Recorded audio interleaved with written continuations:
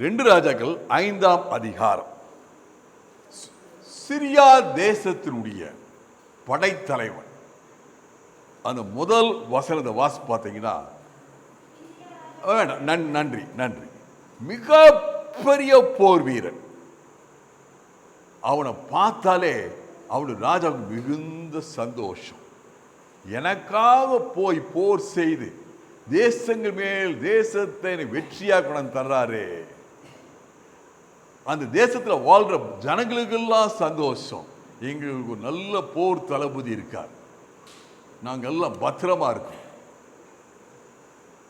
இப்படிலாம் அவரை பற்றி இந்த முதல் வசனம் சொல்லுது. கடைசி பகுதி யாராவது வாசிங்க. அவனோ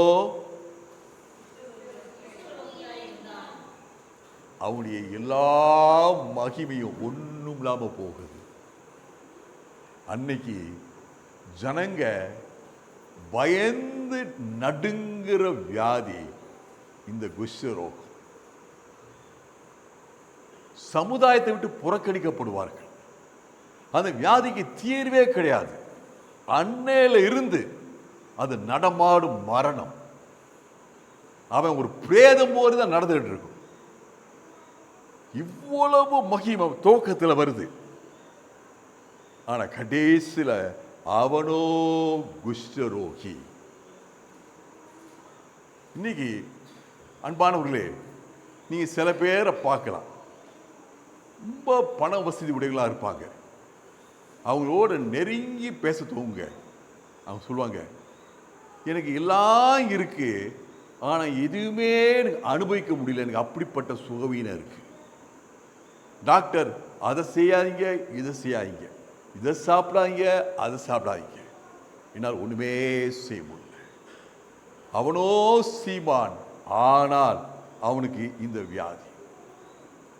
பெரிய ஒரு பலசாலியா இருக்கலாம், நம்ம அந்த பலத்தை மட்டும் பார்த்துட்டு இருக்கலாம். ஒரு ஸ்போர்ட்ஸ் வீரன், அதை மட்டும் பார்த்துட்டு இருக்கலாம். ஆனா அவனோட வாழ்க்கை பக்கத்தில் போய் பார்த்தீங்கன்னா அவனோ இந்த பிரச்சனையோட இருக்கிறான்.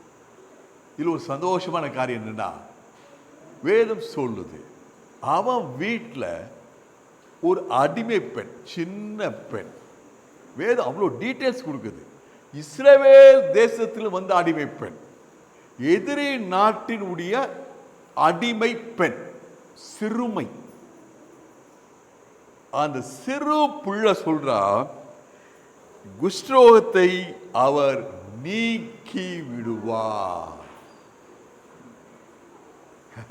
சந்தோஷமா இருக்கா?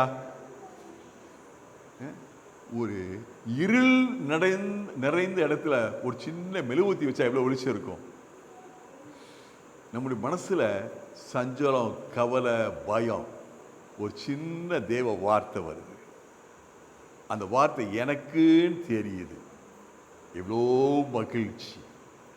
இந்த சின்ன பிள்ளை எவ்வளவு தெளிவா சொல்றார், அவர் இவருடைய குஷ்ரோகத்தை நீக்கி விடுவார். Conviction, clarity, confirmation. நிச்சயமாக இந்த சொல்ற தொனி இந்த எஜமானுடைய அம்மாவுக்கு, வீட்டுக்கார அம்மாவுக்கு ரொம்ப கன்வின்சிங்கா இருக்குது.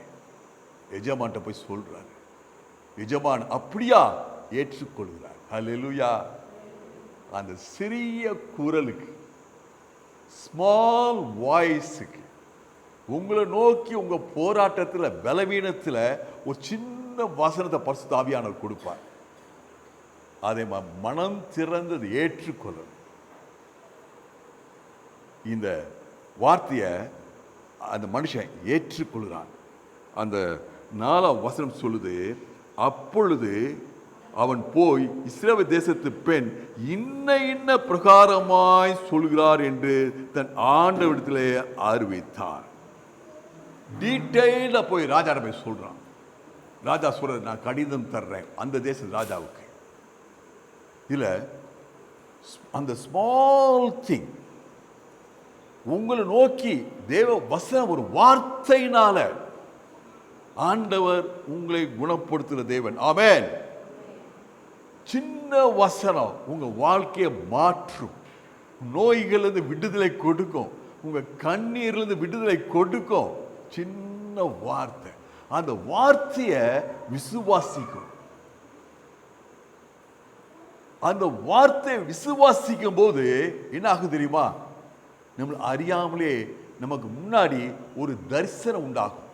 நான் சுகமாய் போற மாதிரி, நடக்கிற மாதிரி, ஊருக்கு போற மாதிரி, நான் சுகமாய் நல்ல எக்ஸசைஸ் பண்ற மாதிரி, வாக்கிங் போற மாதிரி, அப்படியே அந்த வசனம் உள்ளுக்கு ஊறணும். அந்த விசுவாசம் எனக்குள்ள இருக்கும்போது அதன் அடிப்படையில் வர்ற அந்த தரிசனத்தின் மத்தியில் நான் என்ன பண்ணுவேன்? நான் விசுவாசத்தை பேச துவங்குவேன். விசுவாச வார்த்தைகளை பேச துவங்குவேன். இப்போ நல்ல சோமா இருக்கேன். நான் நாளைக்கு அந்த வேலை செய்ய போறேன். அடுத்த வாரம் இங்கே போறேன். நான் அடுத்த மாசம் அந்த தேசத்துக்கு போறேன். நீங்க உங்களை அறியாமலே விசுவாச வார்த்தைகளை சொல்ல துவங்குறீங்க. வார்த்தை மட்டும் சொல்றது மட்டும் இல்ல, பேச செய்ய துவங்குறீங்க. ஆண்டவரே, எனக்கு அது பலவீனம் இருந்துச்சு, நீங்க எனக்கு சுகம் கொடுத்துட்டீங்க, நான் அதை செய்யறேன் ஆண்டவரே. செயல்பட துவங்குறீங்க. இதுதான் நிறைய பேர் சொல்றது. 12 வருஷம் பெரும்பாடு உள்ள பெண்ணை பற்றி ஏன் அடிக்கடி சொல்றாங்கன்னா, அவளுக்கு ஒரு வார்த்தை வந்துச்சு, இயேசு உனக்கு சுகம் கொடுப்பார். அந்த வார்த்தையை விசுவாசம் அந்த அம்மா, அந்த பிலீஃப் போன அந்த அம்மாவுக்கு ஒரு படம் வந்துச்சு தன்னுடைய மனக்கண்கள்ல. நான் சுகமாவே, அவரை தொட்டால் சுகமாவே. வார்த்தை வர தூங்குச்சு என்று சொல்ல துவங்கிட்டான். நான் அவரை தொடுவேன், நான் சுகமாவேன். அவரை தொடுவேன், நான் சுகமாவேன். அந்த தரிசனம் வந்துச்சு, விசுவாச வார்த்தை வந்துச்சு, செயல். போய் தொட்டால் சுகம் பெற்றால். ஹல்லேலூயா. நீங்க டெய்லி பைபிள் வாசிக்கும் போது உங்க பலவீனத்தில், உங்க போராட்டத்து மத்தியில், தேவைகள் மத்தியில் நீங்க பைபிள் வாசிக்கும் போது, ஆண்டவரே எனக்கு ஒரு வார்த்தையை தாங்கப்பா, எனக்கு வல்லமை உள்ள வார்த்தையை தாங்கப்பா, கிருபை உள்ள வார்த்தையை தாங்கப்பா, சுகம் கொடுக்கிற வார்த்தையை தாங்கப்பான்னு சொல்லி வாசிங்க. பைபிள் உங்களோட பேசும். ஆமென். கர்த்தருடைய வார்த்தை உங்களோட பேசும். ஆமென். அந்த வார்த்தையை பிடிச்சுக்கோங்க. இதே மாதிரி அது உங்களுக்கு தரிசனமா மாறணும். அவ்வளோ தூரத்துக்கு விசுவாசிக்கணும். நீங்க ஏதோ ஒரு நிமிஷம் வாசித்த விசுவாசம் இல்லை, அப்படியே அது அசை போடணும். அப்ப அது உங்க தரிசனமா மாறும், உங்க வாயின் அறிக்கையாய் மாறும், உங்க கையினுடைய செயலாய் மாறும். ஹல்லேலூயா, ஹல்லேலூயா. இந்த நாகமான் அந்த எலிஷா உள்ள ஊருக்கு போகிறார். எலிஷா முன்னாடி போறார். எலிஷா சொல்றாரு, நீங்க போய் இந்த யோர்தான் நதியில 7 முறை ஸ்நானம் பண்ணணும். ஆண்டவர் நமக்கு சுகம் கொடுக்கும் போது ஒவ்வொரு நேரம் ஒரு வழி வச்சிருக்கிறார். இந்த யோர்தான் நதி புண்ணிய நதி அல்ல. It's not a divine river, it is not a holy river. ஆண்டவர் வார்த்தை. அப்ப அந்த வார்த்தை பைபிள் பாருங்க, இயேசு கிறிஸ்துவுடைய நாட்கள்ல பல குருடர்களுக்கு ஆண்டவர் பார்வை கொடுத்திருக்கார். ஒவ்வொரு முறையும் ஒவ்வொரு விதமாக சுகம் கொடுப்பார். அவருடைய வழிகள் ஆராயப்படாதவைகள். உங்க குடும்பத்திலேயே அவருக்கு சுகம் கிடைக்கும், குடும்பத்தினருக்கு வேறு விதமாக சுகம் கொடுத்திருப்பார். உங்க குடும்பத்திலேயே இன்னொருத்தருக்கு வேறு விதமாக சுகம் கொடுத்திருப்பார்.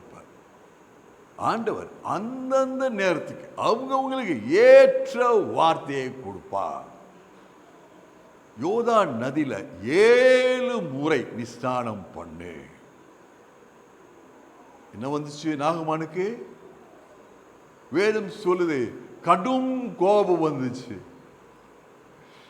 ஏன் கடும் கோபம் வந்தது? உலக ரீதிப்படி நியாயமானது, லாஜிக்கலி கரெக்ட். நாம என்ன சொன்னாரு, இது என்ன யோர்தான் நதி கலங்கி போய் ஓடுது, எங்க ஊர்ல உள்ள ஆறுலாம் அப்படி பல பல பல பலன்னு ஓடிட்டு இருக்கும். நான் ஒரு தடவை தேனியில் சர்ச்சுக்கு போயிருந்தேன். அவங்க முழுக்கு ஞானஸ்தானத்துக்கு கூட்டி போனாங்க ஒரு இடத்துக்கு. அங்கே பார்த்தா தண்ணி சும்மா அப்படியே மண்டி மாதிரி ஓடிட்டு இருக்கு, கலங்கி போயிட்டு இருக்கு. அந்த மாதிரி யோதா நிறைய ஓடி இருக்கலாம். Logic, reasoning, human reasoning. அன்பானவர்களே, கர்த்தர் உங்களை சுகம் கொடுக்கும்போது உங்களுடைய ஞானத்தை கீழே வச்சிருங்க, மனுஷிக ஞானத்தை. இது இப்படின்னா அது அப்படியா, அப்படின்னா இப்படியா இல்லை. அவர் சர்வ வல்லவர். ஹல்லேலூயா, ஹல்லேலூயா. அவர் வார்த்தையில வல்லமை இருக்குது. ஹல்லேலூயா. அவருடைய வார்த்தை வெறுமையாய் திரும்பி போகாது. எந்த நோக்கத்தோடு வார்த்தை அனுப்புறாரோ அந்த வார்த்தையை அது நிறைவேற்றும். ஹல்லேலூயா. கடும் கோபத்தில் போனாரு. போன வேதம் சொல்லுது, நாம ஊழியக்காரன் தான். திருப்பி ஒரு சின்ன வாய்ஸ், ஒரு பெரிய ஒரு ஆளு, தளபதி, போர் தளபதி, ஊழியக்காரன் சின்ன மனுஷன், குதிரை பிடிக்கிறவனோ போர் செய்வனோ யாரும் தெரியாது, சின்ன மனுஷன், ஸ்மால் வாய்ஸ். பைபிள் பாருங்க இவ்வளோ அழகா சொல்லுது. சின்ன மனுஷி, சின்ன பிள்ளை முதல்ல, இப்ப சின்ன மனுஷன் சொல்றான், ஆண்டவரே நீங்க வந்தீங்க, உங்களுக்கு கடினமான காரியத்தை சொல்லியிருந்தா செஞ்சிருப்பீங்கல்ல, இது எவ்வளோ ஈஸியானது, செய்யுங்க. இப்போ நாகமான வார்த்தையை கேட்டான். ஹல்லேலூயா. போய் ஸ்நானம் பண்றான். வேதம் சொல்லுது வார்த்தையின் படியே. ஹல்லேலூயா, ஹல்லேலூயா. கர்த்தருடைய வார்த்தையின் படியே. பைபிளில் உள்ள ஒவ்வொரு வார்த்தையும் உங்களோட பேசும். பைபிளில் உள்ள ஒவ்வொரு வார்த்தையும் வாழ்க்கையை மாற்றும். பைபிளில் ஒவ்வொரு வார்த்தையும் உங்களுக்கு புதிய ஜீவனை கொடுக்கும். வார்த்தையின்படியே அவன் மாம்சம், கரெக்டா சொன்னீங்க, மாம்சம் சிறு பிள்ளையின் மாம்சம் போல.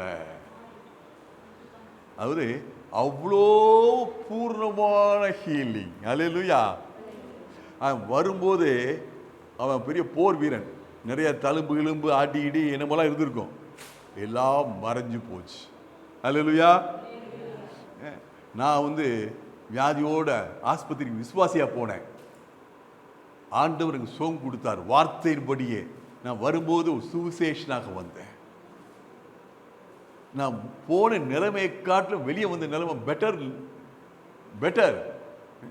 நீங்க பிரச்சனை வழியாக போகும்போது கர்த்தர் உங்க வாழ்க்கையில் அற்புதம் செய்யும்போது, அற்புதம் பெற்று நீ வரும்போது வாழ்க்கை அதிக மேன்மை. ஹல்லேலூயா. இந்த பகுதியை பார்க்கும்போது நமக்கு என்ன தெரிய வருது? God is a source of healing. 7 முறை ஸ்நானம் பண்ணேன் முழுமையாக. 7 முழுமையாக, கொஞ்சம் நெஞ்சம் இல்லை. இன்னைக்கு நிறைய பேர் ஒரு முறை ஸ்நானம் பண்ணிட்டு ஒன்றும் நடக்கல பிரதர், போதும் பிரதர். 2 முறை ஸ்நானம் பண்ணி நான் ட்ரை பண்ணி பார்த்தேன், ஒன்றும் நடக்கலை. இல்லை, வார்த்தையின் படியே. வார்த்தை என்ன சொல்லுது? 7 முறை ஸ்நானம் பண்ணு. அருமையான சகோதரே சகோதரியே, நீங்க ஒரு வேளை 3 வேளை நான் செய்து பார்த்தேன், 4 தடவை பண்ணிட்டேன், 5 தடவை பண்ணிட்டேன், 6 தடவை பண்ணிட்டேன். இல்ல, வார்த்தை சொல்லுது 7 முறை. ஹல்லேலூயா. வார்த்தையின்படியே செய்யும் போது அங்க அற்புத சுகம். ஆமென். இல்ல, என்ன நான் ரொம்ப இன்னொரு விஷயத்தை விரும்புறேன்னா, நான் ஒரு மனுஷனா இருக்கேன்னு வச்சுக்கோங்களேன். ஏன் நான் சொல்றேன், யாரும் செய்யல, நல்லது சொல்றேன், செய்யல, நான் என்ன சொல்வேன்? நான் சொன்னேன் செய்யல, போ, அவ்வளவுதான் உனக்கு. ஆண்டவர் அப்படி இல்லை. ஆண்டவர் அன்பான தேவன். ஹல்லேலூயா. God of second chance. மீண்டும் நாகமானுக்கு ஒரு வாய்ப்பு. மீண்டும் ஒரு சின்ன ஊழிக்காரன் போய் சொல்றா, ஆண்டவரே செய்யுங்க ஐயா அப்படின்ட்டு. வேதம் சொல்லுது, வாசிங்க 2 பேதுரு 3ஆம் அதிகாரம் 9ஆம் வசனம். கர்த்தர் என்ன விரும்புறாரு? நம்ம எல்லாரும் ஆசீர்வாதம் பெறணும், நம்ம எல்லாரும் ரட்சிப்பு பெறணும், நம்ம எல்லாரும் சுகம் பெறணும். எனக்குள்ள குறைகள் இருக்கு, எனக்குள்ள பலவீனங்கள் இருக்கு, கீழ்ப்படியாம இருக்கு, எல்லாம் இருக்கு. ஆனா கர்த்தர் தன்னுடைய கரத்தை நீட்டி கொண்டிருக்கிறார். ஹல்லேலூயா. பொறுமையோட. இந்த அருமையான சகோதரே சகோதரியே, God is waiting for you. God is waiting for you. மனம் திரும்பு, என்னிடத்துல வா. உன் வாழ்க்கையில கண்ணீரோட வாழ்ந்துட்டு இருக்க, என்னிடத்துல வா, மீண்டும் வா. உன்னுடைய பலவீனத்தோடு நீ வாழ்க்கை நடத்திட்டு இருக்கே, போதும் இப்படிதான் வாழ்க்கை நினைச்சு வரைய, மீண்டும் வா. God is waiting for you. சுகம் கொடுக்கிற கர்த்தர், வாழ்க்கையை மாற்றுற கர்த்தர் உங்களுக்காக எனக்காக காத்து கொண்டிருக்கிறார். அல்லேலூயா.